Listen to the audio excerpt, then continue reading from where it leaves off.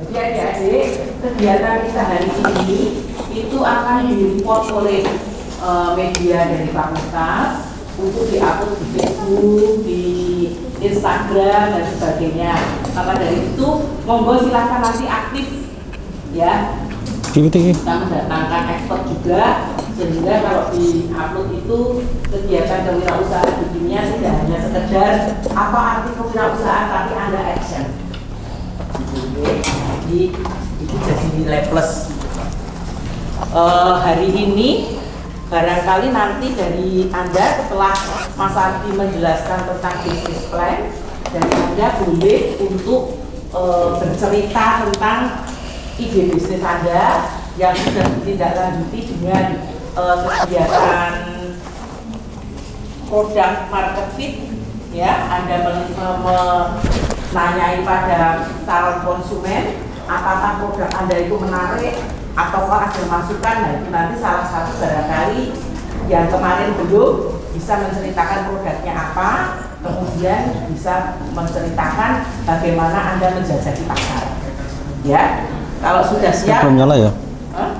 Itu nyala nih. Sini.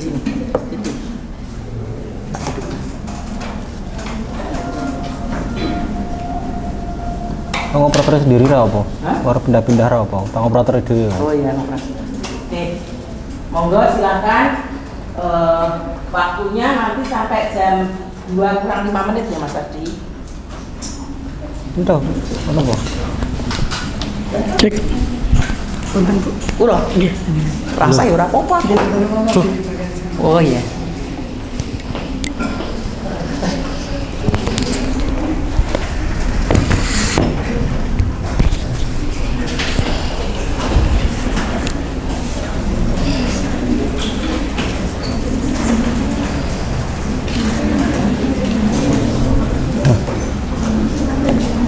Aku duduk sini ya Mas. Oh, iya. Kalau di syuting kok enggak nutupi. Mic-nya mana tuh? Itu mic-nya. Langsung Itu ya sini Mas. Ini langsung mic ini ya? Oh, oke. Oh, untuk mic di kelas ada di situ. Mic di kelas. Ini dengar nggak toh saya? Enggak. Dengar. Sama yang pertemuan lalu pakai mic itu keras mana? Keras. Tapi ini cukup jelas. Yang belakang jelas juga. Oke. Berarti ini double ya Mas? Record sama ini ya? Oke. Ya. Bentar. Saya tak buka.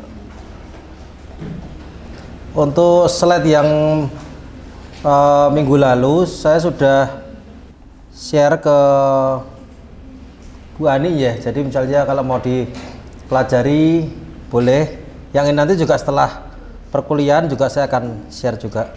Jadi topik di hari ini kita akan ngomongin tentang bisnis plan gitu ya. Jadi sebelum jauh ke ini mahasiswanya sama atau sama yang minggu lalu? Sama yang beberapa waktu lalu.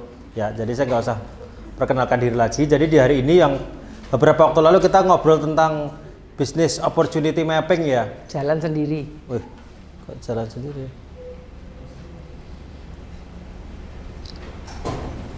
Bentar.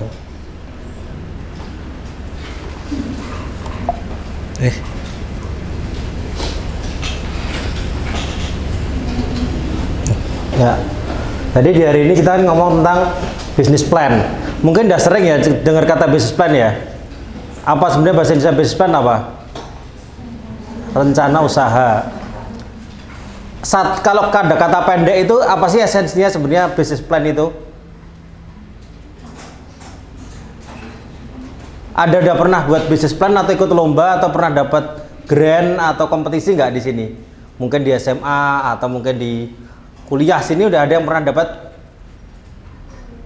Belum ya? Belum. Jadi business plan ini untuk ujian nanti Bu Ani? Iya. Untuk business ujian ya? plan ini nanti pada saat kita ujian akhir semester, adik-adik ini presentasi bisnis plan-nya. Oke. Dan kita undangkan beberapa investor yang mau mendanai bisnis plan-nya itu. Berarti kayak kan konsepnya kayak sebenarnya apa namanya kampus Merdeka waktu itu ya. Merdeka belajar waktu 2 tahun lalu lah kira-kira, ada beberapa kelompok saya juga sampai nguji waktu itu ya, nguji mendampingi juga, ada yang sate Jepang Toridachi. itu toridachi, ada yang bikin Sabun. sabun, body butter dan lain-lain. Nah, itu memang kalau ujungnya nanti akan ke sana, ini memang cukup membantu dalam satu kalau memang tujuannya mau, waktu itu kan SKS-nya tinggi, kalau Merdeka Belajar itu 20 SKS ya, 20 SKS. Tapi ini kan mata kuliah kewirausahaan, ini atau bukan Merdeka Belajar. Jadi bisa menjual business plan yang berbeda, sebenarnya itu bisa juga nilai kalian tuh bisa lebih tinggi daripada yang lain-lain, bahkan mahasiswa FEB gitu ya. Karena business plan itu bermetamorfosa cukup cepat. Jadi saya akan sedikit menjelaskan tadi. Nanti kalau teman-teman di sini kan sudah sering dengar kata business plan. Sebenarnya tujuan dari business plan itu apa sih? Dan diciptakan kapan business plan itu sebenarnya? Ada yang bisa tahu nggak? Ada yang pernah dengar mungkin business plan itu tujuannya untuk ini, dan siapa sebenarnya pencetus? Kenapa sih bisnis kok harus ada rencana gitu? Jadi business plan ini sebenarnya jauh-jauh diciptakan kurang lebih tahun 1800-an gitu ya. Jadi kok ini tahun 1800-an oleh perusahaan yang namanya sekarang itu DuPont. Pernah nggak dengar kata perusahaan di dunia, perusahaan terbesar namanya DuPont? Pernah dengar? Kalau mungkin nanti searching aja perusahaan namanya DuPont. Nah, karena saya memang interest saya itu di dunia startup, di dunia UMKM begitu ya. Makanya dalam beberapa waktu terakhir saya memang menulis paper, terus saya memang punya consulting yang memang di dunia UMKM, yang kita coaching UMKM, kita kerja sama-sama corporate dan lain-lain. Nah, beberapa jurnal saya yang nanti teman-teman bisa saya share, yang sudah saya publish juga di Copernicus, ada yang terakhir kemarin di Springer. Saya menulis tentang bagaimana sekarang itu semua serba digital, tetapi kita ngomong UMKM itu apakah etika tentang personalisasi pesan itu menjadi masih sudah diterapkan belum sih? Dan sekarang kan kita banyak ya kena terpapar pesan-pesan yang iklan-iklan ada di HP kita, dari YouTube kita. Nah, itu yang membuat kita tuh kadang udah nggak punya lagi privacy gitu.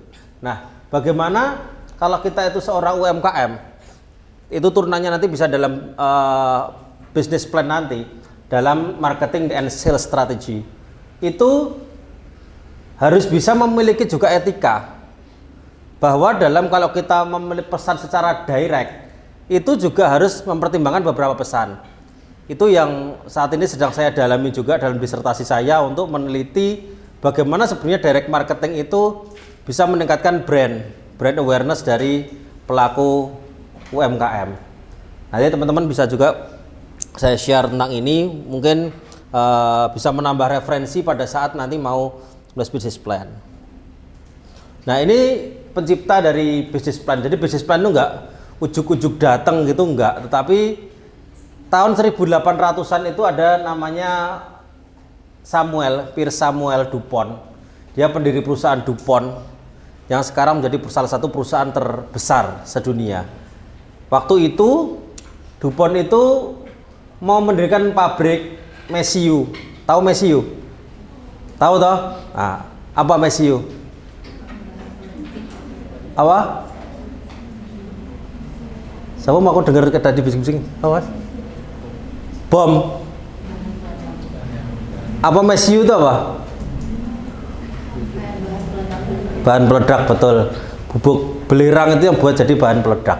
Nah, si DuPont ini dan anaknya, Irene namanya, itu mau meninggalkan Prancis, tapi dia itu meninggalkan dokumen-dokumen yang mau untuk jualan ke investor. Jadi tahun 1800 tuh orang tuh juga sudah mikir begitu. Sehingga nggak berlebihan kalau sekarang itu banyak dikatakan bahwa tidak ada satupun ilmu pengetahuan itu yang baru. Jadi novelty sekarang itu hanya untuk menambah dan melengkapi, tidak ada benar-benar menjadi inovasi. Itu ada, tetapi hal penemuan yang baru itu tidak ada dalam perkembangan 100 tahun ke belakang. Nah, kita melihat si DuPont ternyata juga sudah memikir bahwa sekarang startup itu berkembang dengan pitch deck-nya, dengan lean canvas-nya. Kita punya startup yang kurang lebih di 10 tahun terakhir mulai berkembang. Contohnya startup yang sekarang menjadi gede banget apa contohnya? Shopee, Tokopedia, ya toh? Gojek dan lain-lain. DuPont ini dulu juga sudah punya pikiran yang sama bahwa aku pengen buat konsep, aku pengen mencari pendana, aku pengen buat perusahaanku besar, dan akhirnya dia buat business plan. Kok mati sendiri ya? Oke. Nah, itulah landasannya kenapa business plan tercipta. Jadi ini bukan diciptakan oleh ilmuwan pada revolusi industri modern, tetapi memang ini tahun 1799. Setiap 100 tahun itu punya abad 18, dia menjelma menjadi abad 19, berkembang 20, berkembang 21, berkembang menjadi sekarang kita namakan bisnis model kanvas. Pernah dengar ya? Pernah. Oke, bisnis model kanvas itu kalau sekarang jadi startup menjadi lean canvas. Kalau di dalam program hibah atau CSR ada lagi namanya untuk impact, untuk beneficiaries dan lain-lain. Nah, sekarang saya akan mencoba berbagi tentang yang konvensional, yang paling konvensional dulu, yang paling lembarnya paling banyak dulu supaya teman-teman tahu apa dasarnya business plan. Baru nanti kalau teman-teman mau memperdalam di S2, di S3 tentang ekonomi monggo. Tetapi di S1 saya pengen memberikan ini dasarnya ini dulu. Tentu ini bukan dasar yang nggak berguna ya, tapi ini saat teman-teman mengikuti itu aja, itu business plan itu memang sudah bisa tanda kutip dijual, gitu ya. Oke. Business plan itu sebenarnya tujuannya ada 3 hal. Yang satu sebagai alat perencanaan pasti. Dengan business plan aja teman-teman kira-kira bisa nggak mendapatkan modal tanpa punya produk? Bisa nggak? Bisa toh? Iya toh? Startup sekarang, saya punya teman startup di Jogja, aplikasi keuangan, modalnya dia ya print-printan ini cuman, dia dapat 2 miliar pendanaan untuk bikin aplikasi keuangan namanya X. Nah, apakah dia punya modal prototyping? Enggak, dia nggak buat apapun, dia cuma buat ide di dalam pitch deck. Nah, pitch deck itulah yang nanti dijual ke investor. Kan kita jualan future toh, sehingga intelektual tuh harusnya bisa mengarahkan ini menjadi sesuatu yang punya yang valuable. Ini nanti kalau misalnya nanti ujian kan dibagi kelompok-kelompok atau sendiri-sendiri? Iya, kelompok-kelompok ya. Udah ada kebentuk kelompoknya nggak? Sudah. Sudah. Coba salah satu kelompoknya mana? Yang jasa medsos kemarin mana? Ini tanpa modal ini Mas. Coba saya Mana mbaknya salah satu yang contoh ini. Ji, coba bisa cerita Mbak. Bentuknya Berdiri Mbak itu biar di syuting Masnya kelihatan. Berdiri. Jasa medsos. Coba cerita Mbak. Siapa namanya, berapa orang, terus rencananya apa? 2 arah karena lebih efektif ya daripada saya kan kayak ceramah gitu malah. Perkenalkan Mbak Adi Ya. dan teman-teman, kami berdua mewakili kelompok kami yang beranggotakan 4 orang. Bisnis plan kami adalah namanya Mbak Medsos. Mbak Medsos. Ya, Mbak Medsos karena Mbak tuh anggotanya cewek semua. Ya. Dan kami adalah admin Medsos nantinya. Di dalam bisnis plan ini kita berencana untuk membuat akun Instagram nanti. Survei pasar kemarin kita mengedarkan link kepada 28 pelaku UMKM kuliner. Ya. Dan dari survei tersebut mereka mengakui bahwa kebutuhan akan pentingnya media sosial, bagaimana cara untuk mengelola konten biar kreatif supaya kuliner mereka terkenal, mereka diketahui orang tuh banyak, sehingga kami membuat hal tersebut media sosial. Ada yang mau ditambahkan? Oke. Yang jadi C levelnya 4-4-nya itu punya 4 orang ya, jadi pimpinannya semuanya 4 nih berarti ya. Betul. Rasa moco. Oh, oke, kita menawarkan jasa sebagai admin untuk UMKM karena menurut kita kebanyakan UMKM itu apalagi yang dikelola oleh ibu-ibu itu kan belum mengerti media sosial dan belum mengembangkan untuk usahanya lihat media sosial tuh cukup kurang. Jadi kita itu menawarkan jasa untuk membantu UMKM tersebut biar dipromosikan lewat media sosial agar lebih berkembang lagi dan diketahui banyak orang gitu. Oke. Berarti intinya kan jenengan itu kan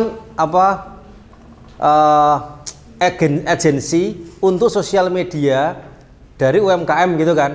Iya, betul. Yang selama ini mungkin sudah ada lah kayak yang endorser gitu kan ya di manage oleh satu UMKM dengan harganya mungkin kalau UMKM kan nggak begitu pricey ya harganya yang mungkin di middle gitu kan. Berarti targetnya ibu-ibu atau kuliner atau semua UMKM? Kita ke bidang kuliner sih, Pak. Oke. Kalau itu jalan sebenarnya kan Maksi itu perusahaan saya tuh punya 50.000 UMKM yang berada di database Maksi toh. Jadi 50.000 itu orang gitu loh, bukan follower Instagram. Jadi Maksi itu kan 2018. Ya 7 tahun inilah, 7 tahun ini kan Maksi jalan ada kita kan project-project ke mana-mana. Ada di Jawa, di Bali, di Kalimantan dan lain-lain. Nah, setiap project tuh UMKM-nya tuh kurang lebih 300, 500, ada 1000 gitu. Nah, kalau memang teman-teman nanti memang serius gitu ya, itu sebenarnya itu bisa menjadi customer lead untuk teman-teman sekalian. Bahwa harga itu berapa, ya itu monggo aja, saya nggak usah lewat Maksi. Dalam arti teman-teman ini mungkin katakanlah ada 100 potential lead. Silakan teman-teman ngomong bahwa saya dapat nomor dari Maksi dan lain-lain. Misalnya dari ke karyawan saya, nanti kenalan sama karyawan saya, bisa di lead ke UMKM-nya. Tapi saat itu memang itu jadi begitu ya, itu teman-teman memang harus serius gitu loh. Karena bisnis kalau disambi kerja memang susah ya. Disambi sekolah sih ya susah, tetapi masih nggak apa-apa kalau sekolah. Karena entrepreneur memang harus pinter toh gitu. Tapi oke sih, memang itu kebutuhan dari demand pasar bahwa kalau membayar sosial media expert spesialis itu mahal, tapi dia pengen bisa kolektif tapi murah gitu. Oke, thank you. Itu salah satu contoh founder yang memang dia mengerti akan kemana begitu ya bisnisnya ya. Jadi rencananya pun juga mateng. Ini kenapa mati-mati terus ya? Oke. Nah, ada beberapa kutipan yang nanti akan ada 2 orang filsuf kenapa harus pakai filosofi semuanya itu. Ya kalau kita tuh nggak tahu arahnya, mesti kita kenapa teman-teman sekolah? Ya nggak tahu sih, saya sekolah aja. Berarti kan nggak tahu kan, filosofi itu kan bukan selalu kata-kata yang bijak begitu, tapi filosofi itu why reason kenapa saya melakukan sesuatu itu kan filosofi. Kenapa saya sekarang duduk di sini? Kenapa saya business plan itu penting? Kan gitu. Nah, kalau dikatakan beberapa tokoh besar bahwa salah satunya si Aristoteles, dia ngomong, pertama kamu tuh kalau sudah punya cita-cita, tetapkan tujuan lalu cari tahu bagaimana cara untuk mencapai itu.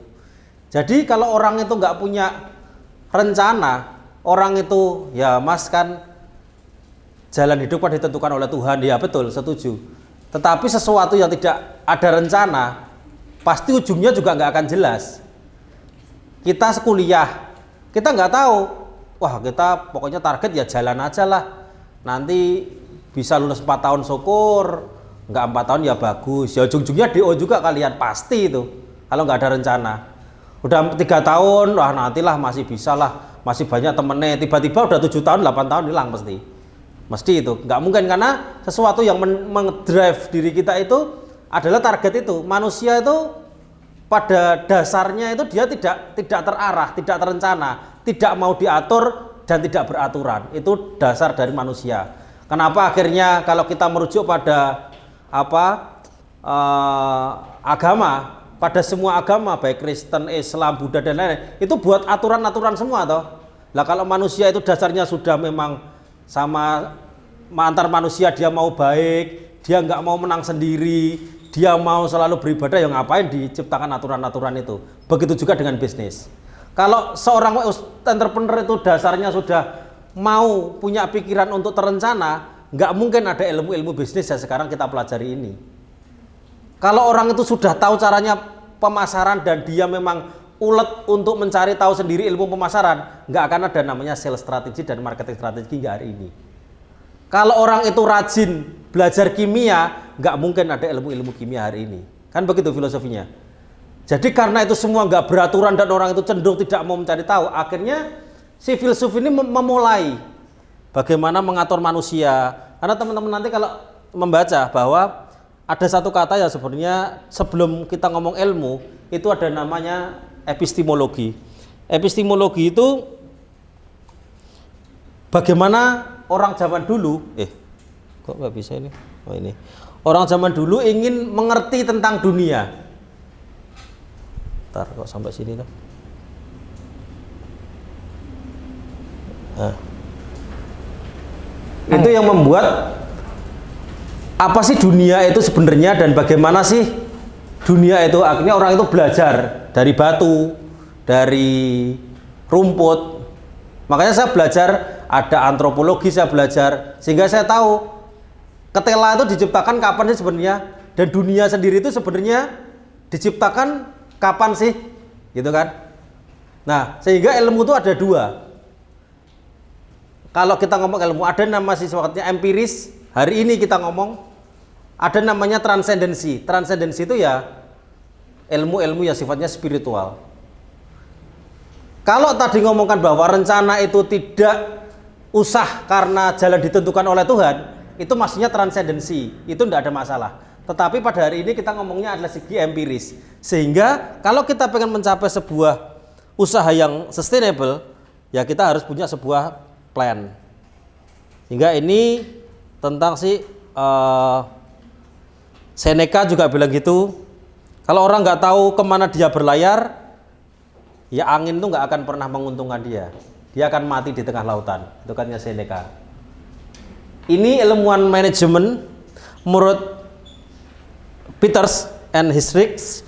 Business plan itu dokumen yang memang dibuat seorang entrepreneur untuk mencerminkan usahanya, baik secara internal maupun eksternal. Nah, kutipan-kutipan ini penting supaya apa? Supaya teman-teman tuh tahu duduk masalahnya. Setiap dipelajari dulu saya business opportunity mapping, saya selalu mencantumkan tokohnya siapa, saya selalu memberikan tokohnya siapa, supaya ini tidak terjadi klaim yang sifatnya self claim, gitu ya. Self claim maksudnya, menurut Ardi begini tak ajarkan ke teman-teman sekalian, nggak boleh kayak gitu. Teman-teman kalau baca sendiri dan ngomongnya temennya, atau buat business plan ngomong, Bu, menurut saya ini, padahal teman-teman ngambil tempatnya si Rogers and Hunt misalnya gitu, nggak boleh kayak gitu. Harus ditulis bahwa berdasarkan Hendricks and Peters 95 Bu, business plan itu ini, dan menurut elaborasi saya ini menjadi sebuah bagan yang seperti ini, itu baru bisa, gitu. Karena suatu saat teman-teman itu kena penguji yang memang ngerti itu, teman-teman pasti akan habis. Diklaim misalnya, ya Pak, saya menemukan sebuah pandangan baru bahwa bisnis plan itu ternyata berbeda dengan apa yang diajarkan selama ini. Begini, teman-teman ngopas tempatnya Hendricks and Peters, atau kok nggak skripsi begitu, dikatakan begitu. Ternyata dosen yang diuji, entah kimia, entah ekonomi apapun, dia mengerti ternyata itu tempatnya orang lain. Dan saat jenengan suruh menjelaskan, diuji terus, nggak ngerti. Makanya cantumkanlah siapa sebenarnya, mau jenengan elaborasi, nggak ada masalah. Nah, dari sini, berangkat dari sini unsur-unsur yang relevan baik internal maupun eksternal, itu untuk memulai usaha mereka. Jadi business plan itu berada pada awal sebelum mulai, ya. Jadi bukan pada perusahaan itu sudah jalan. Ini awal mula dijelaskan di depan karena untuk teman-teman sekalian bisa memulai pelajaran, memulai usaha. Ini biar nggak geser-geser sendiri, gimana Thomas? Geser-geser terus ya. Gini aja lah ya. Ya. Lalu Pertama, sebelum membuat semua kerangka-kerangka itu, saya sambil duduk nggak apa ya? Kelihatan nggak Mas? Nggak apa ya? Ini soalnya lari-lari sendiri ya kalau ditinggal. Ada ringkasan eksekutif, jadi bisa ditulis dulu, nanti saya kasih slide-nya juga, tapi untuk gambaran nanti kalau ujian, teman-teman pakai urutan ini aja, jadi biar bagus. Ada contoh-contoh juga dari kakak tingkat kalian yang juga bagus-bagus. Ini nanti teman-teman pakai ini dulu aja. Jadi ujian nanti per kelompok pakai ini, baru nanti dilengkapi. Nanti kalau udah buat, bolehlah dikirim ke Bu Ani atau kirim mau tanya ke saya juga boleh. Pertama tuh dari ringkasan eksekutif. Apa sih itu? Jadi adanya sebenarnya teman-teman tuh mau buat apa? Nama lokasinya siapa? Itu ringkasan pendek aja, belum detail. Namanya brandnya apa, lokasinya di mana, visi dan misi perusahaannya apa, deskripsi produknya, jasanya apa, secara umum. Oh, nama perusahaan saya ABC, lokasi saya di Nitian. Saya punya visi ABC, misi ini, deskripsi produk saya jualan sepatu yang untuk kalangan anak muda, mahasiswa, harganya begini dan lain-lain. Target pasar saya mahasiswa, pelajar dengan keunggulan kompetitifnya, harganya terjangkau, modelnya variatif dan lain-lain. Lalu ringkasan keuangan dan kebutuhan pendanaan. Kalau sudah mulai usahanya itu ditulis, saya sudah pernah mencapai omset berapa dan butuh pendanaan berapa untuk dikembangkan. Gitu ya. Jadi selain teori nanti saya memang pengen gak apa ya, sebelum ujian nanti saya pengen lihat simulasi sebentar gak apa ya. Ini nggak akan dinilai, tapi supaya lebih matang, karena business plan ini kan teman-teman kalau nggak jelaskan, kok pas ujian walaupun saya jelaskan gini tetap nggak bisa. Yang jelaskan kan 4 orang toh. Dulu saya uji itu, saya pernah uji di sana ya, di waktu yang 20 SKS itu namanya apa, Kampus Merdeka itu. MBKM. Ada kelompok yang memang lancar bagus banget, ada yang kelompok itu jelek banget ya, sorry itu saya makanya jelek itu nggak dapat A karena padahal SKS 20 gitu toh. Nah, kan impiannya kan wah lumayan nih kimia apa di situ, kimia industri apa ada kimia industriku misalnya nilainya C gitu, wah ini A kali 20 SKS lumayan dibuat IPK 3 kan, ngono ta impiannya toh. Pada saat dia B-min jadi apa tuh kan gitu. Sehingga kalau teman-teman sekalian nggak belajar business plan ya nggak bisa. Sebenarnya nggak harus sempurna dengan ngomongkan seperti pitching, tapi kalau nggak ngerti sama sekali itu juga susah loh business plan tuh. Misalnya dosen sini kan pasti ngerti perusahaan semua. Waktu itu ada Bu Ani, ada siapa, Pak Iip sama Pak Idam ya waktu itu ya, Pak Idam. Nah itu ditanya bener-bener nggak ngerti backgroundnya apa, terus lokasinya di mana, kenapa lokasi itu nggak ngerti, sehingga fatal menurut kami.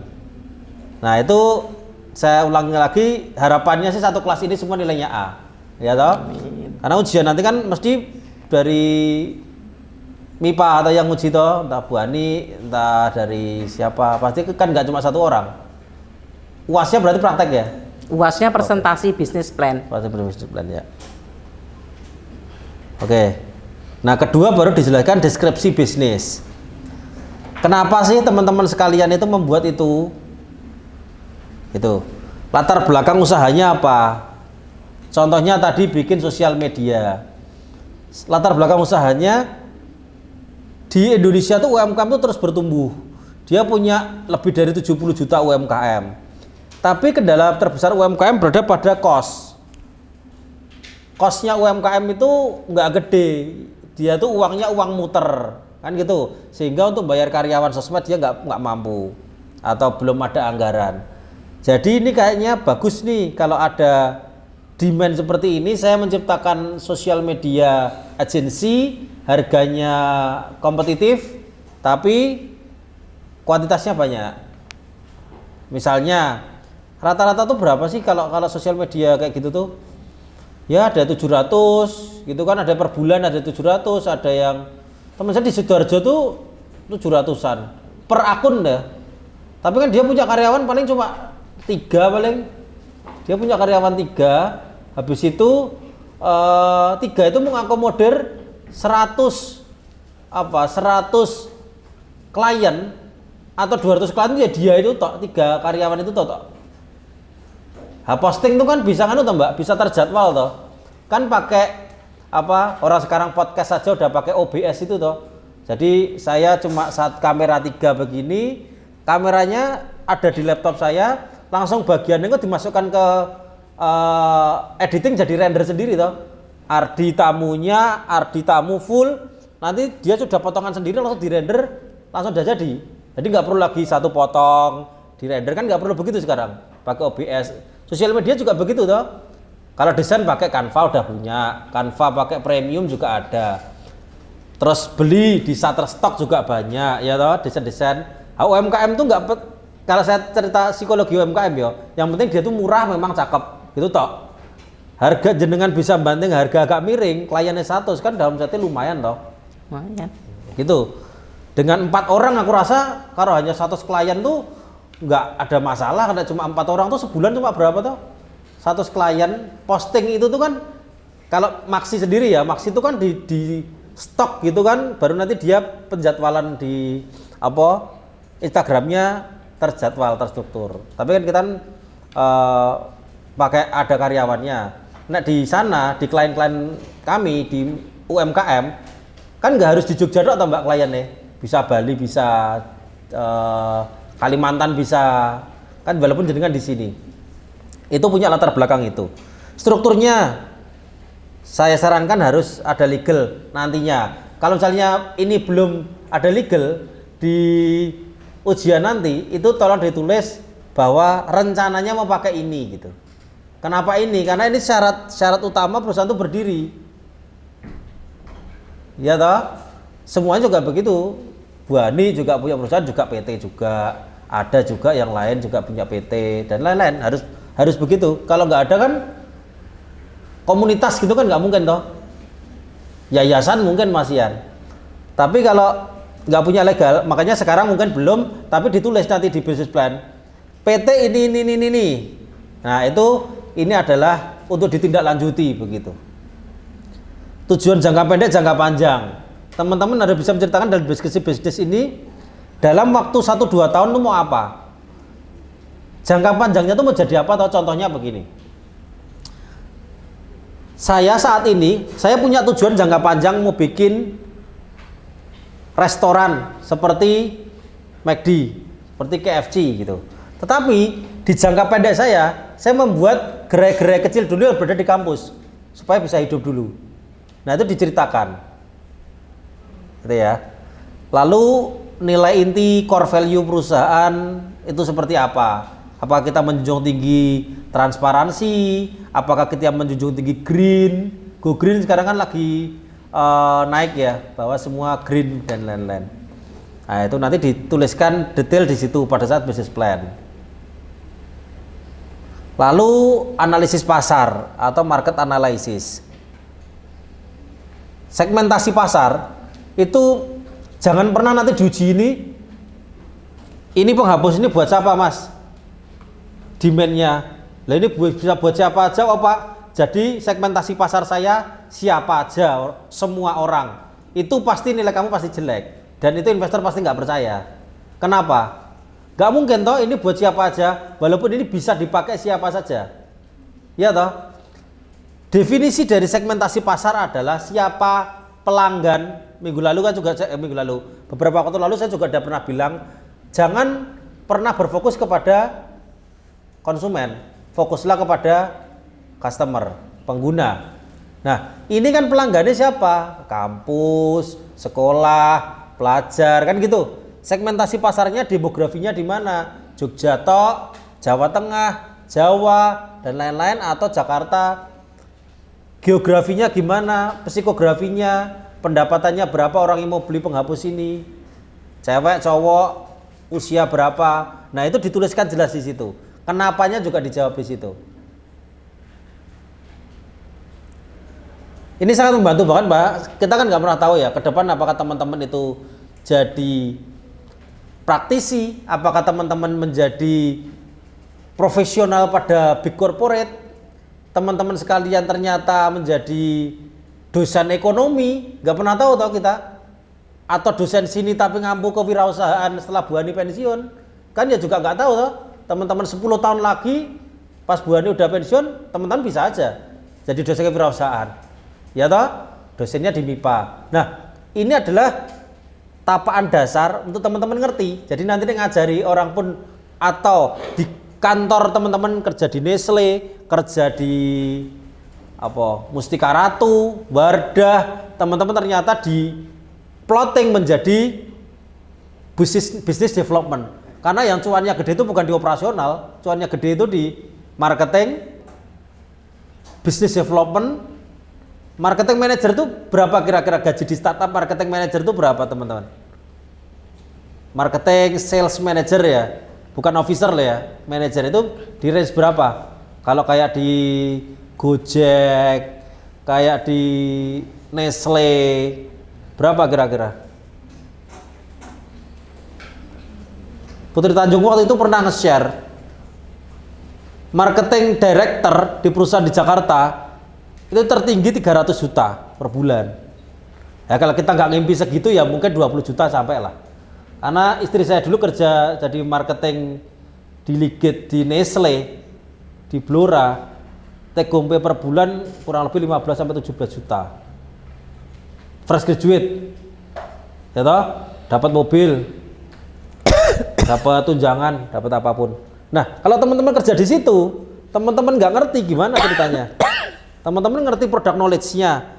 Teman-teman juga harus ngerti toh bagaimana mendesain pasar, bagaimana memperlakukan pasar, seperti strateginya, segmentasinya bagaimana, kebutuhan konsumennya gimana, perilaku konsumen. Ini yang menarik, yang banyak juga diteliti adalah consumer behavior, perilaku konsumen. Di sini kalau saya sebagai seorang pemilik produk, pasti saya akan melihat produk-produk yang akan saya share di sini.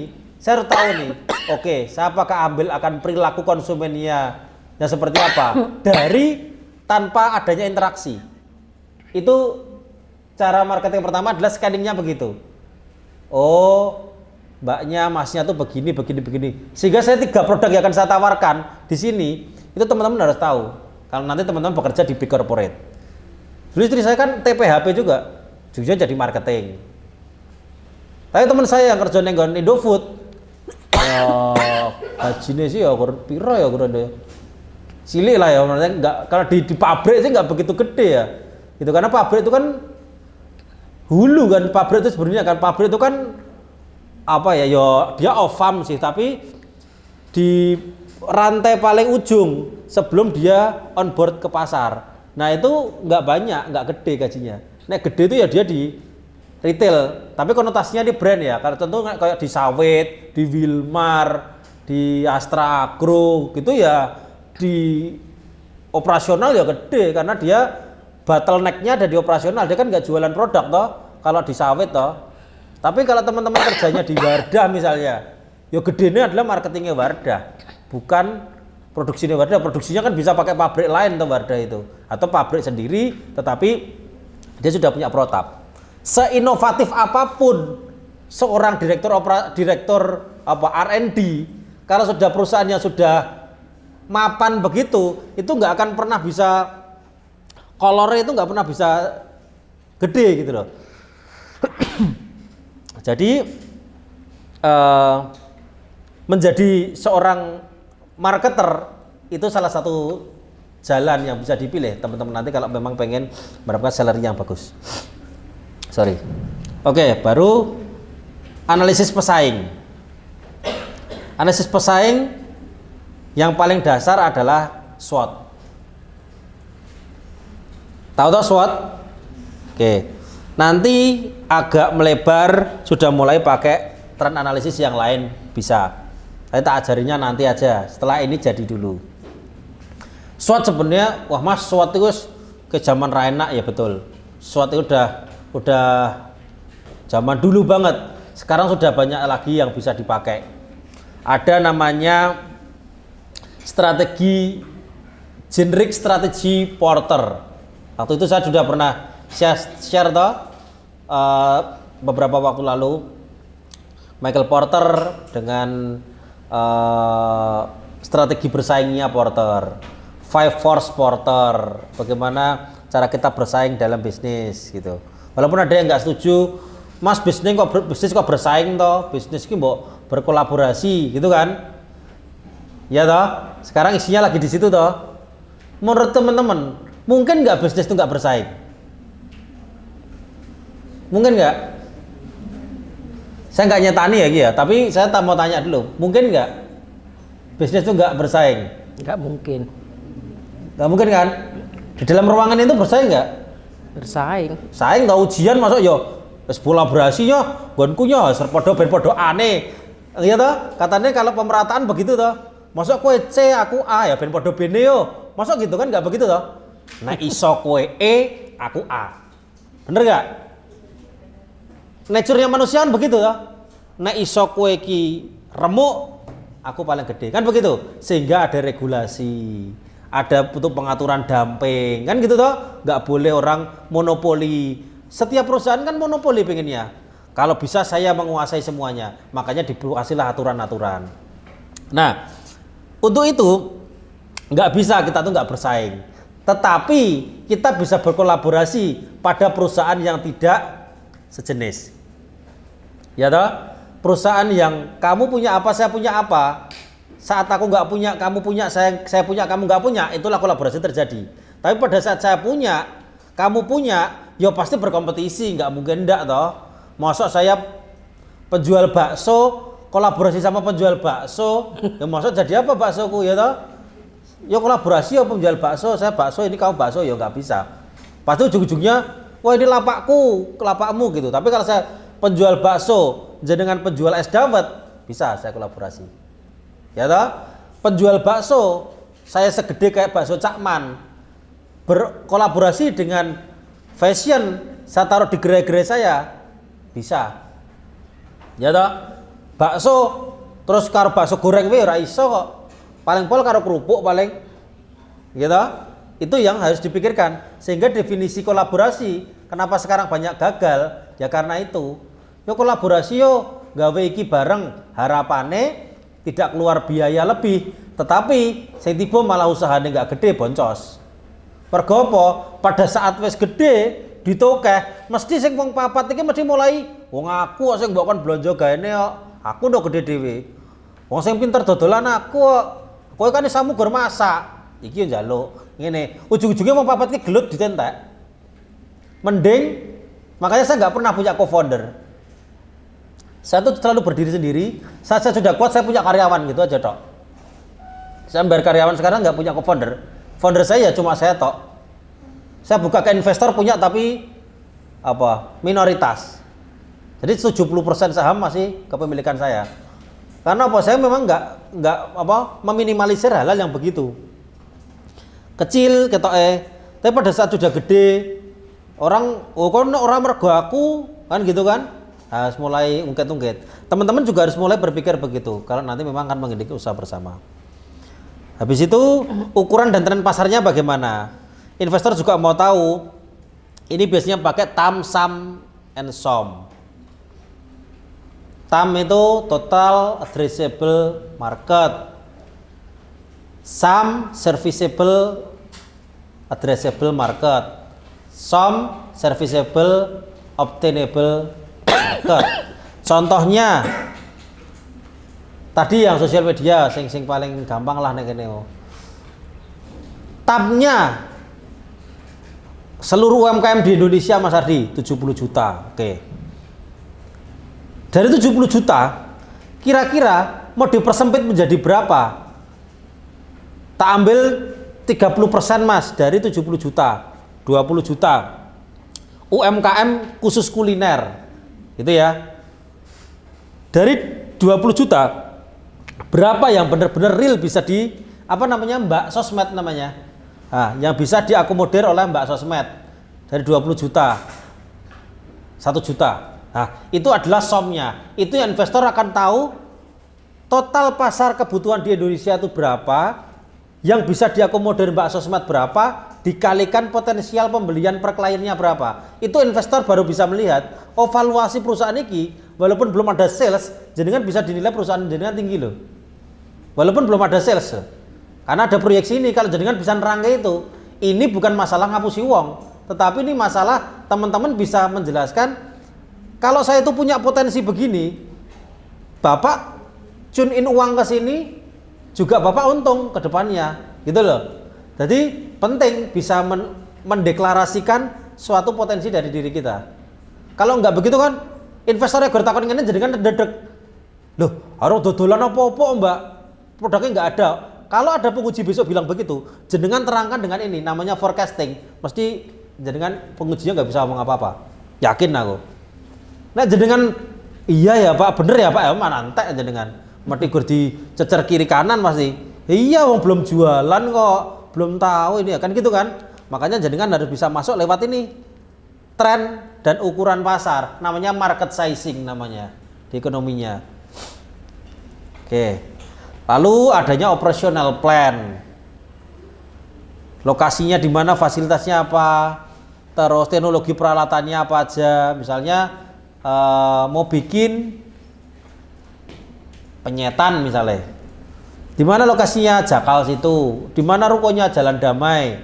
Oke, peralatannya apa aja, saya punya Pak satu komputer buat nanti sosmed, ada peralatan masaknya, ada satu mobil box kalau nganter-nganter.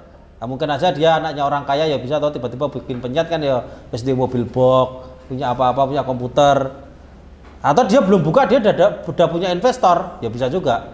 Yang cerdas tuh begitu. Jadi teman-teman ojo melaku sik, namanya prototyping boleh, barang 10 juta modal dicoba dulu. Dari situ teman-teman buat pitch deck, cukup miliaran atau ratusan juta untuk bikin ini dari dananya orang. Yang cerdas begitu. Nah rumusnya itu begitu, kalau bisa gratis ngapain bayar, kalau bisa pakai uang orang ngapain pakai uang sendiri walaupun punya, ya toh? Nah, kenapa? Kalau kita punya, saya punya kok Pak 1 miliar, ya jong duitmu. Orang-orang kaya juga begitu. Saya sering lah ngobrol sama bapak saya, sama teman-teman saya yang ada di Jakarta juga, bahwa dia tuh sebenarnya punya, dari segi punya uang punya, tapi nggak mau dia ngeluarin uang.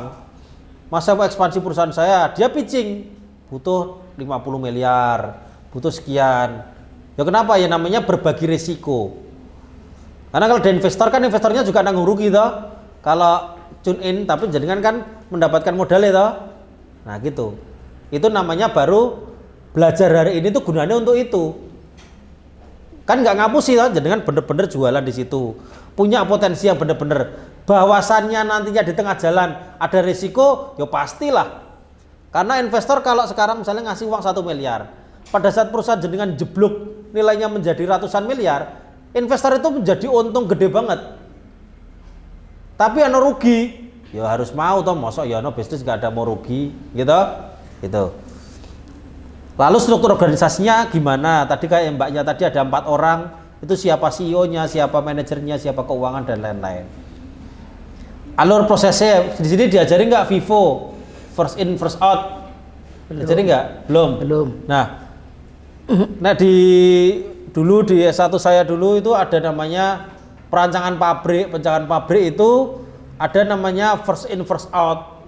Kan ono barangnya supply chain tahu, rantai pasok tahu nggak? Belum.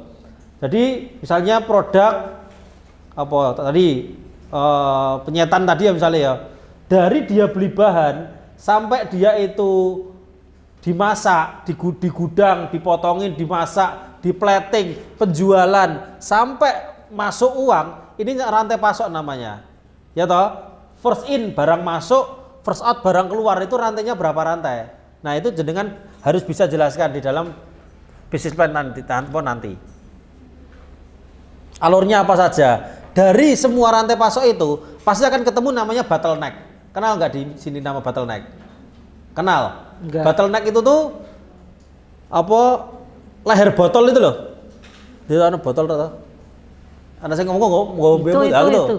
Ah, mana? Pinjam 1 boleh? Pinjam Mas. Ini bottleneck toh. Ini kan karena prosesnya begini kan, ini kan kecil gini toh. Nah, ini tuh diproses jenenge alur proses yang paling buat masalah. Bottleneck perusahaan di mana? Pemasaran.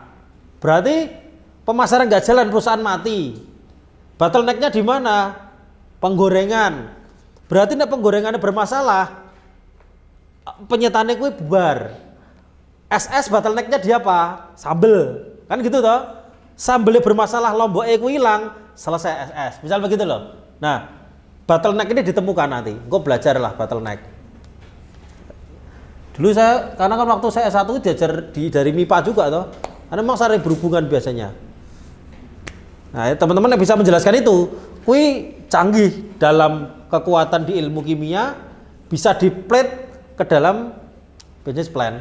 Produknya kimia ya nggak apa-apa, nggak kimia juga nggak apa-apa, boleh-boleh aja. Produk mutakhir ki malah investor seneng Mbak kalau untuk startup. Aneh-aneh produk-produk startup ini. Ini produknya baru-baru semua Mas Ardi. Ya. Yang dirancang adik-adik ini produk baru semua, original. Bukan tiru-tiru miliknya orang. Ya. Bagus lah itu nanti harusnya sih nanti bagus semua harusnya toh. Oke. Yang ke berikutnya deskripsi rincinya gimana produk atau jasa teman-teman itu.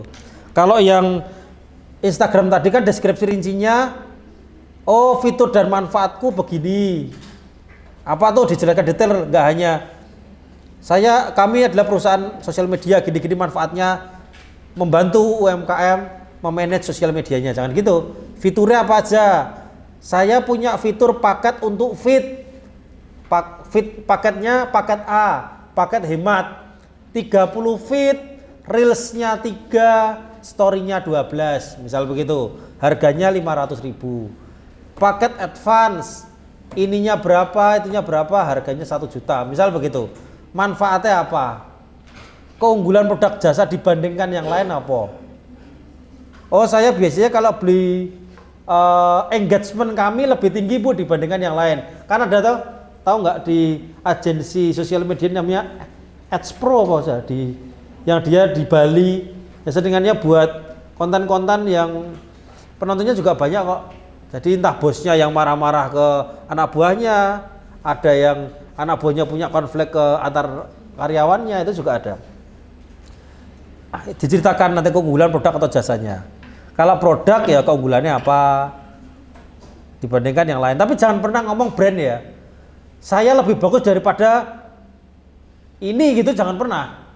Nggak boleh itu secara etika. Harus keunggulan produk kami adalah produk kami memiliki distribusi yang luas, berada di Pulau Jawa sehingga dapat ditemukan ini dibandingkan dengan beberapa brand yang lebih sulit itu ditemukan, itu boleh. Tapi nek saya lebih bagus daripada Silver Queen gitu ya nggak boleh. Jangan pernah bilang begitu ya. Itu cara etika nggak boleh dan jenengan bisa kena somasi gitu. Strategi pengembangan produknya mau dikembangkan ke arah mana, ini tujuannya nanti minta duitnya itu. Saya mau minta duit untuk mengembangkan produk sisi ini. Ini harus nanti mau pembagian kelompok mau dipecah dalam per orangnya, itu teman-teman ya semuanya harus menguasai. Dulu waktu yang ada beberapa tahun lalu itu benar-benar cuma satu orang yang menguasai itu, tiga-tiganya itu benar-benar nggak ngerti. Apa saya harus ngomong apa, ini ngomong apa ya, orang tiga nilainya nggak bisa sama-sama ya. Gitu nggih. Jadi kan kalau filosofinya Bu Ani kan percaya tuh menitipkan nilai A tuh kepada teman-teman sekalian. Tapi di tengah jalan nanti nilai A menjadi nilai D ya itu kan masalah teman-teman kalian toh. Yang investor juga begitu, tak titipin uangnya percaya aku sama kamu tak titipin 1 miliar. Di tengah jalan ternyata investor itu perusahaan kamu jelek, kamu korup di situ, akhirnya investor minta balik, ya itu karena kesalahannya si founder. Nah, kalau teman-teman mengikuti ini semua aja sebenarnya untuk ujian nggak ada masalah, gitu. MBKM itu masih ada nggak sekarang Bu? Nggak ada. Oh, udah nggak ada. Sekarang berdampak.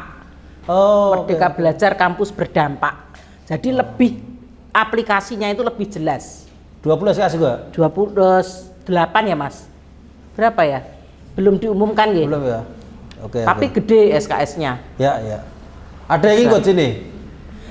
Nah, kalau kuliah kita ini nanti actionnya bagus kayak gini, itu dengar-dengar SKS-nya juga mau ditambahi. Jadi oke. tidak hanya 2. Tapi ada yang belum ambil SKS berarti ya? Yang berdampak ya? Belum ada ya? Belum. Oke. Ya nanti kalau teman-teman ambil itu bisa pakai protap yang sama, produknya dikembangkan aja bisa. Nah, ini kan nggak perlu ngulangi lagi toh?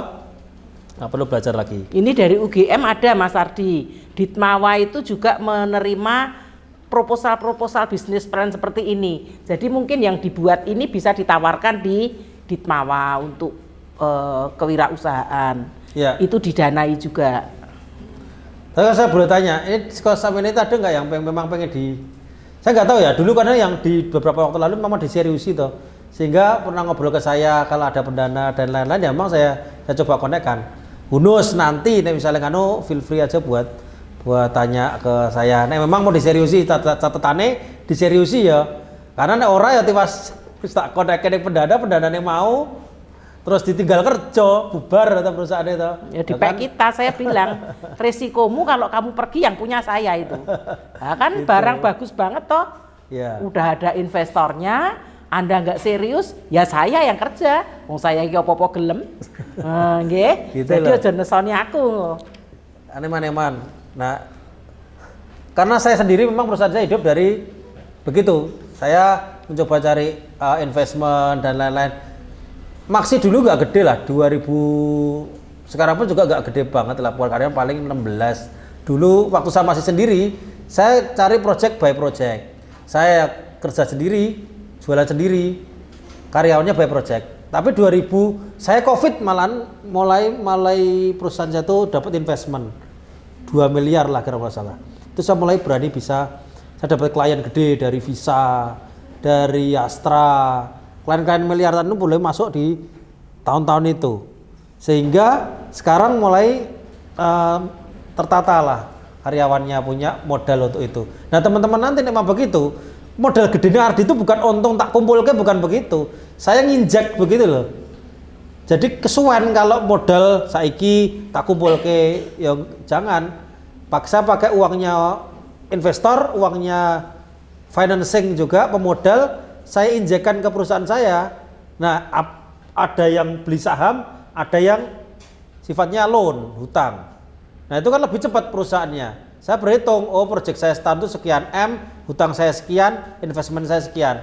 Ya masih untung, jalan, karyawan lebih banyak. Jadi saya nggak usah berpikir kalau hari ini saya ngajar di sini dan saya masih waktu itu bisa seperti itu, masih kayak 2019 dulu, ya saya nggak bisa toh. Proyekku mesti aku kudu nang proyek, saya harus keliling Kalimantan, Jawa Timur, Nusa Tenggara gitu, ya nggak mau toh. Nah, teman-teman kan juga punya impian perusahaannya kalau jalan juga teman-teman nggak repot toh sebenarnya, bisa kerja yang lain. Itu kekuatan produk itu harus benar-benar ada. Lalu ada hakinya nggak? Kalau ada haki, pahitan modal haki aja itu bisa loh, teman-teman punya namanya goodwill. Itu goodwill itu adalah nilai intangible yang dinilai dari produknya teman-teman. Punya haki enggak? Paten enggak? Gitu. Paten misalnya musik punya paten, punya haki terhadap haki merek. Teman-teman bikin merek aja dihakikan dulu. Sekarang tuh bikin bisnis, nggak usah pakai produknya dulu, haki brandnya aja, sudah laku. Jadi nggak usah, wah saya tak modal dulu, nggak usah, bikin prototyping aja dulu. Kalau mau bikin bisnisnya ya monggo, kalau punya modal lebih bagus. Lalu marketing dan sales strateginya. Apa bedanya branding, marketing dan selling? Saya ngulangi minggu lalu. Minggu lalu saya ngomong nggak? Nggak ya? Nah, enggak ya, malah alhamdulillah. Apa bedanya selling, marketing dan branding?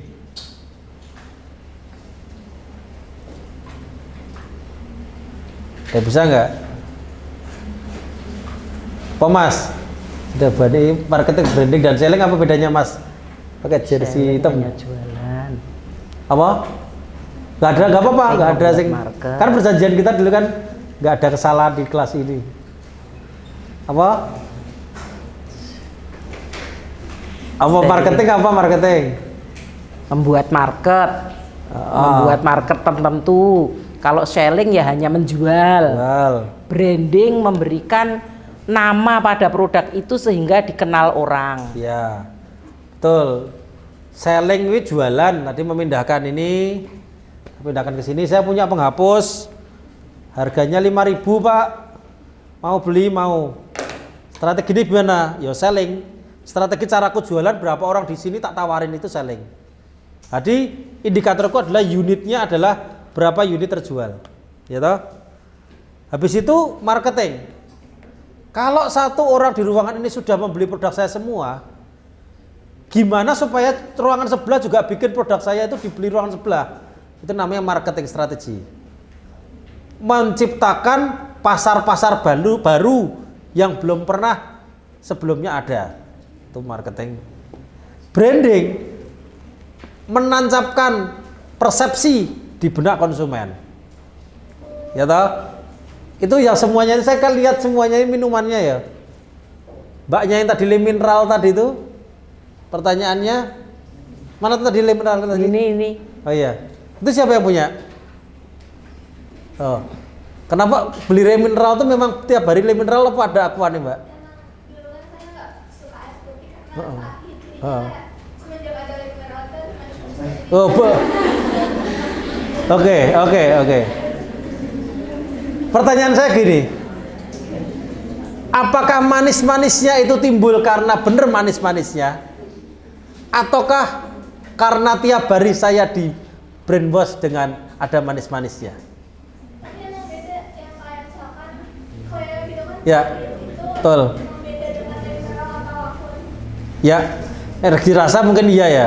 Jadi air itu kan memang ada yang pahit toh, ada kalau kita minum tuh malah pusing tuh ada loh.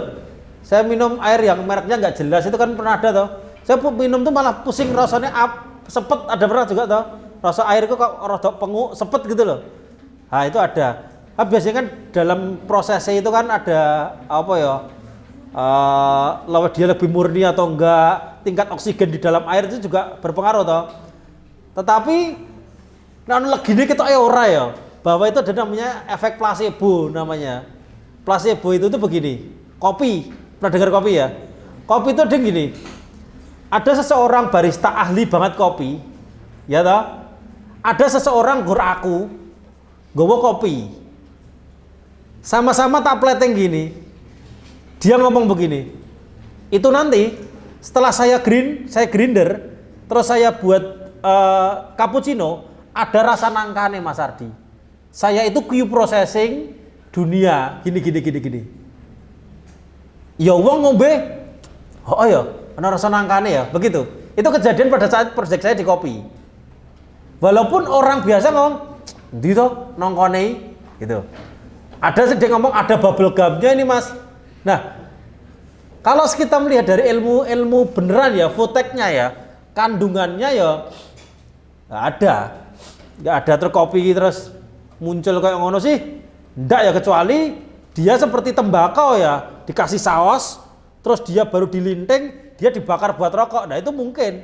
Tapi kalau kopi, karena pinggir sekatannya adalah jeruk, menjadi rasanya jeruk, ya enggak. Nah ternyata sampingnya karet tadi rasa sandal, kan enggak toh? Enggak, itu mitos gitu loh. Jadi, tapi orang percaya bahwa si barista ini rasanya innertek coklat. Oh iya ya, rasa coklat ya. Nah, itu ada begitu. Salah? Enggak.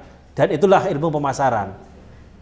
Terlepas benar atau tidak, gini, saya kalau sakit kepala, saya kalau nggak minum Paramek itu ora mari gitu. Ada orang lagi diketok, kenapa mari misalnya? Mungkin nggak mungkin, karena Paramek itu 2 jam buat dia, baru otak itu memproses itu, jadi efeknya itu hilang gitu. Itu penelitian ilmiahnya begitu.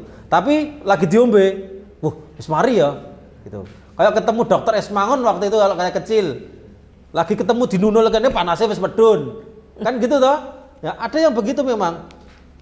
Pemasaran juga begitu, makanya ada 2 fungsi produk itu, fungsi pemasaran. Satu functional benefit, 2 emotional benefit. Fungsional ngomongkan tentang need, Emosional ngomongkan tentang won. Apa bedanya? Need and want, bedanya apa?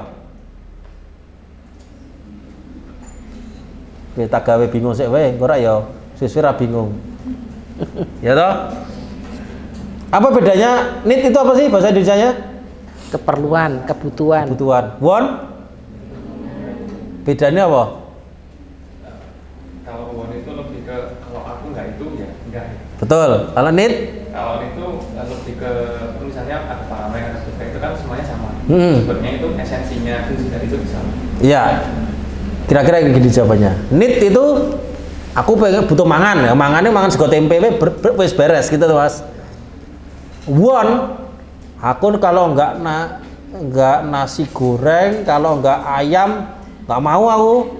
Kalau nggak pakai nasi padang, kalau nggak ini nggak enak nggak mau aku. Itu want. Banyak orang bermain pada area want supaya harganya bisa naik sedikit. Kalau teman-teman gue ngomong need, beras, need toh, gula, need nggak? Need. Tapi beras mulai, wah beras rojo lele, kata lu apa ini? Itu want. Baju, ngapain harus keci-keci kayak gini di kampus? Baju kan ya, yang penting rapi. Ngopo sih nganggo kudu nganggo Converse, nganggo Adidas. Ya saya lihat semua kan branded semua ya. Kenapa kok kudu sepatunya begitu semua? Kan gitu pertanyaannya. Sehingga dominasinya pada apa? Want. Ya toh? Nah, gue ngomongin laptopnya jadi laptop murah banget kan ya iso. Ngapain tuh ke laptop mahal-mahal kayak gini iki? Iki merek-merek yo Lenovo, yo HP. Ya toh? Harganya berapa? Di atas 2 juta atau begitu? Nah, kenapa? Kan laptop juga sama aja bisa zoom. Itu HP juga begitu. Nah, kalau pengen teman-teman bermain pada area want, inilah kebijakan harga atau pricing inilah ditentukan. Sebenarnya harganya cuma 3.000, tapi saya jual 30.000. Alasannya apa Mas? Investor tanya gitu misalnya. Loh, ini tuh di dunia cuma saya yang tahu resepnya Pak. Sehingga orang lain nggak bisa meniru ini. Sehingga 1/10 itu masih murah Pak. Lalu Louis Vuitton itu 1/30 ya Pak. HPP 3.000 dijual 90.000. Oh iya bener juga ya. Bisa begitu toh? Sehingga intellectual propertiesnya yang mahal. Kayak tadi sosial media tadi.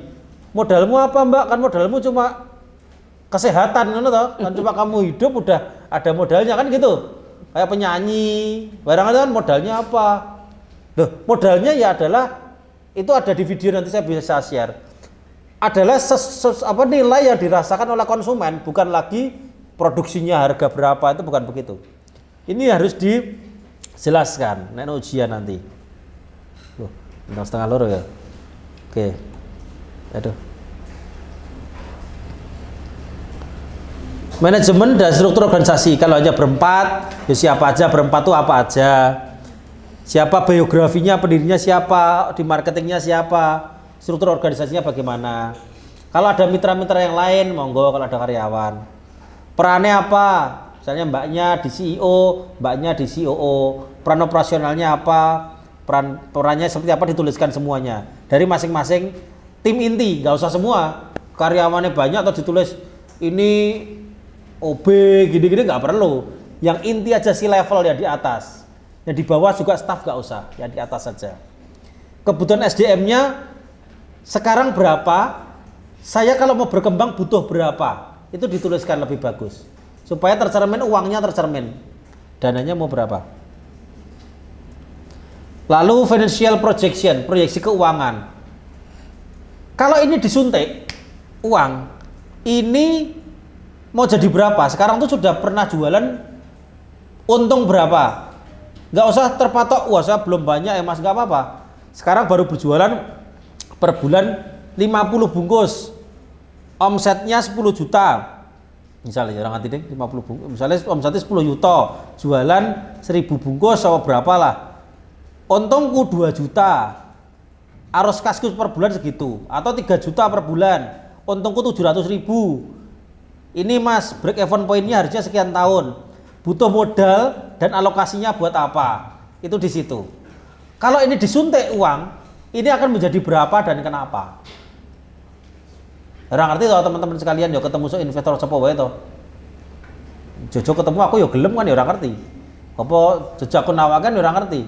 Satu yang invest saya itu malah teman saya kuliah sendiri loh. Dia punya startup besar banget di Jakarta. Saya 1 tahun saya pitching kemana-mana mentah. Proyekan sama dia untuk garap UMKM di Kementerian Sosial. Waktu itu saya di Jogja. Lagi ngobrol-ngobrol gitu doang, Mas lagi cari investor, wah butuh berapa? 1,5 M lah gitu. Aku masuk mas gitu. Akhirnya dia approach saya, kedua juga investornya dia ikut masuk juga ke tempat saya. Nah itu kan nggak pernah tahu siapa investor kita itu. Tapi kalau kita nggak well prepare, ya pasti nggak pernah teman-teman dapat opportunity yang bagus gitu ya nggak pernah. Kalau teman-teman nggak bisa, kan kecepatan dalam menangkap sebuah opportunity juga ditentukan dalam bagaimana kita melakukan preparasi dengan baik toh. Oke, yang terakhir adanya lampiran. Lampiran itu survei kepuasan konsumen. Kalau ngomong data penelitian ini organik tempat saya, mana data penelitiannya? Grafik penjualan, Mas dalam 3 bulan terakhir grafik penjualnya naik signifikan 50% per bulan. Mana datanya? Lalu CV atau kurikulum vitae dari pendiri dan surat izin dan sertifikasi. Terus contoh produk dan atau desain. Kalau ada dicantumkan. Semua legal level izin usaha juga dicantumkan di situ. Nah, dari situ teman-teman sudah bisa cerita dikirimkan ke calon investor. Itu ya. Semuanya ini itu saat teman-teman melengkapi itu dan jelas ngene wae gini. Kalau teman-teman mau gampang pakai GPT juga bisa. Neng jenengan harus bisa cerita promo apa. Kan yang nggak bisa diisi kan ini promo apa. Misalnya gini, bagian penting investor pinjaman atau inilah. Buatkan saya manajemen dan struktur organisasi dengan detail ini. Biografi, kamu nulis 1-2 kata, namanya siapa, SO-nya sebagai apa, perantau jawabnya apa, masukkan ke GPT, jadi. Tapi kalau promnya nggak tahu ya teman-teman nggak bisa toh buat GPT toh, gitu loh. Promnya juga nggak tahu, cuma dikasih gini doang, buatkan saya ini ya GPT-nya, mesti keluarnya juga bukan hanya diasumsikan bahwa perusahaan ini pasti begitu toh. Nah teman-teman harus tahu ngisinya promnya apa, masukkan supaya lebih rapi boleh. Itu kalau dari penjelasan bisnis plan. Monggo, masih ada waktu kurang lebih 10 menit, 15 menitan lah. Untuk jika ada pertanyaan silakan. Silakan yang ingin bertanya, mumpung ada Mas Ardi di sini. Sehingga nanti bisnis plan yang akan Anda presentasikan bagus. Syukur-syukur bisa ada investor yang nyantel. Ya, Mbak, kowe mau wis dijanjeni loh. Audiensmu udah ada loh. Ini tinggal Anda modal sehat mau, ya toh? Modalnya kesehatan. Belum udah dapat pasar. Nanti yang kosmetik kita juga mau ngundang dari Paragon, Mbak Dina mau hadir ya, sehingga kalau itu bagus barangkali investasinya seperti apa. Ada juga yang makanan ya, makanan sehat, kuliner banyak ini Mas. Sehingga besok mungkin dari HIPI akan ada beberapa yang datang untuk kalau mau diambil sebagai kuliner. Karena kebanyakan HIPI, Himpunan Pegawai Pengusaha Pribumi itu kuliner ya adik-adik.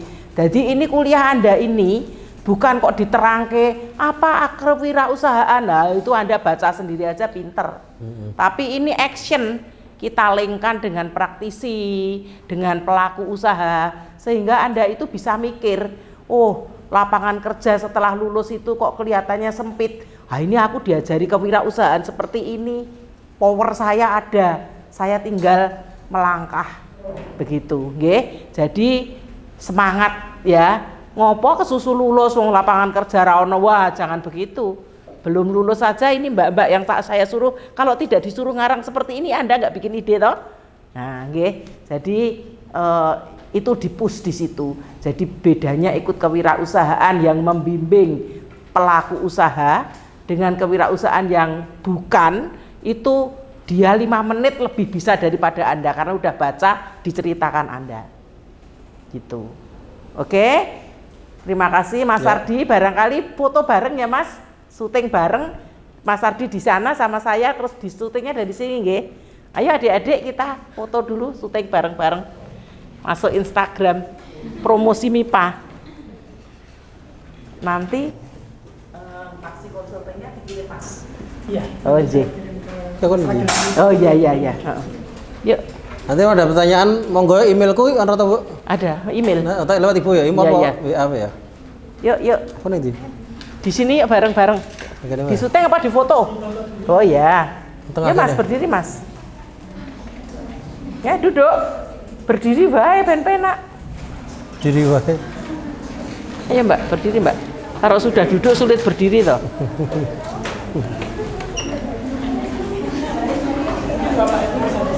Ya. Oh ya, di depan. Oh ya.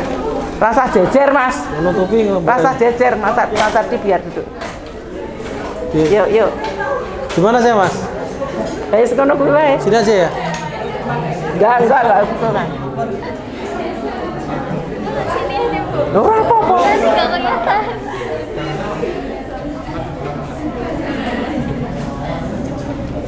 Udah siap?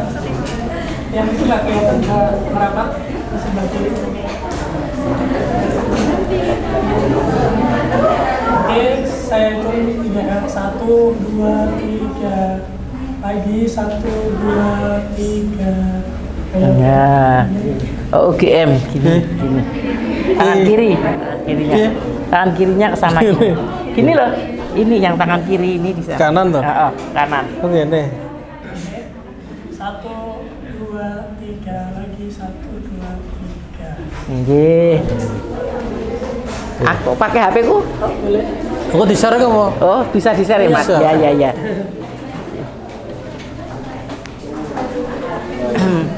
Adik-adik, selamat siang. Kiranya kuliah yang sangat mampat hari ini nanti materinya saya kirim ke si master sehingga Anda bisa buat bisnis plan sesuai itu. Ya. Nah, nanti siapa yang pengen mengkonsultasikan, tadi Mas Ardi sudah menyediakan waktu untuk konsultasi. Ya, nanti tolong beberapa dari Anda yang betul-betul kalau ada investor sudah saya beritahukan Mas Ardi, kalau ada investor yang benar-benar didanai itu kira-kira mau enggak gitu. Ya, presentasimu bagus, tapi ternyata Anda tidak serius, tidak pengen beneran, hanya mimpi. Nah, nanti yang bukan mimpi saya. Oh, Bu Ani itu ide saya lah, itu nanti mesti geger di belakang. Ya. Jadi pinternya dosen kewirausahaan menggali ide itu ya di sini ini. Tetapi bukan minteri. Selagi itu Anda lakukan, kami persilahkan Anda melakukan ya. Selamat siang, absennya nanti saya absenkan secara input semua aja. Nggak usah pakai barcode ya, saya inputkan karena ada dosen tamu ribet. Di syuting segala kalau pakai absen segala ribet. Selamat siang, silahkan praktek buat bisnis plan. Ada yang pengen berkunjung ke kantor Mas Ardi? Oh enggak apa-apa, monggo aja. Ya silahkan. Kalau pengen berkunjung ke kantor untuk diskusi sendiri, barangkali di sini nanti Bu Ani dengarkan, jiplak, jangan khawatir, nggih. Saya tidak akan jiplak ide Anda. Terima kasih, selamat siang, makasih Mas Ardi. Terima kasih ya.